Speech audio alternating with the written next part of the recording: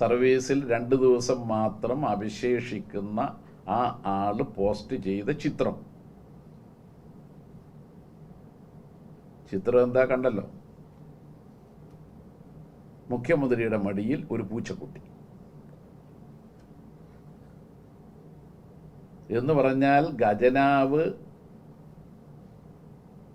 പൂച്ചകളുടെ താവളമാണെന്ന് പറഞ്ഞ അദ്ദേഹത്തെ പരിഹാസ്യത്തോടുകൂടി ഒരു ചിത്രത്തിൽ അതിൽ നിന്ന് എൻ്റെ വ്യക്തമാണ്. പക്ഷേ ഞാൻ നേരത്തെ പറഞ്ഞിരുന്നു, അദ്ദേഹം പറഞ്ഞ പൂച്ച കുഞ്ഞുങ്ങൾ ആണെങ്കിൽ ഒരു പൂച്ചയുടെ പ്രസവത്തിൽ തന്നെ ഒരു 5-6 കുഞ്ഞുങ്ങളുണ്ടാവും. അതാണെങ്കിൽ അദ്ദേഹത്തിന് ഒരു പൂച്ചക്കുഞ്ഞിനെ കിട്ടി. ആ പൂച്ചക്കുഞ്ഞാണ് 1070 കോടി ഇപ്പം പെൻഷൻ കൊടുത്തുകൊണ്ടിരിക്കുക. 1070 കോടി നൽകിയ പൂച്ചക്കുഞ്ഞ് അത് കൊടുത്തുകൊണ്ടിരിക്കുകയാണ്.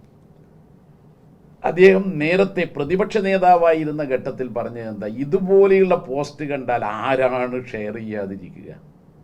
ഇത് നഗ്നചിത്രമല്ല, ഇത് ഒരു സ്കൂളിലെ ഹയർ സെക്കൻഡറി സ്കൂളിലെ പ്രധാനാധ്യാപകൻ പിരിയാനി 2 ദിവസം മാത്രം അവശേഷിക്കെ അദ്ദേഹം മറ്റൊരാളുടെ പോസ്റ്റ് ഷെയർ ചെയ്തതാണ്. അത് നിങ്ങൾക്ക് ആ ചിത്രത്തിൽ നിന്ന് കാണാൻ കഴിയും. അദ്ദേഹം സ്വന്തമായി പോസ്റ്റ് ചെയ്തതല്ല, അത് ഷെയർ ചെയ്തതാണ്.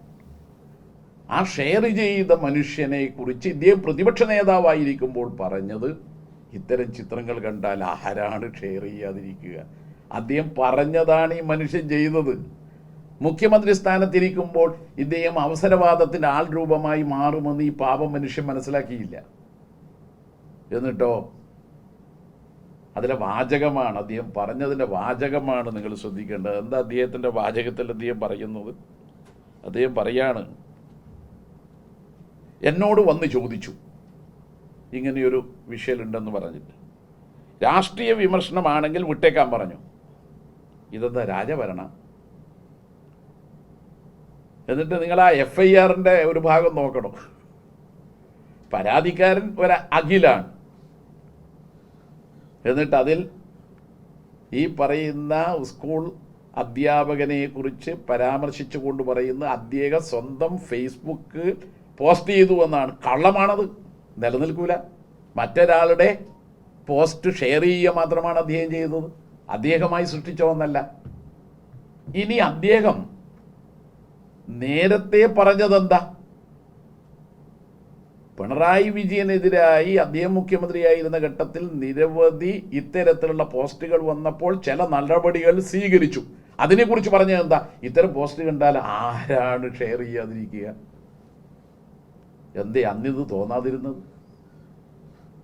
എന്തേ ഇപ്പം തനിക്ക് നേരെ ഇങ്ങനെയെല്ലാം വരുമ്പോൾ ഉടൻ നടപടി, അതും ഒരു രാജഭരണത്തിൻ്റെ രീതിയിൽ? ഇപ്പോൾ ഒരു നിലപാട് സ്വീകരിച്ചാൽ അതിൽ ഉറച്ചു നിൽക്കണം.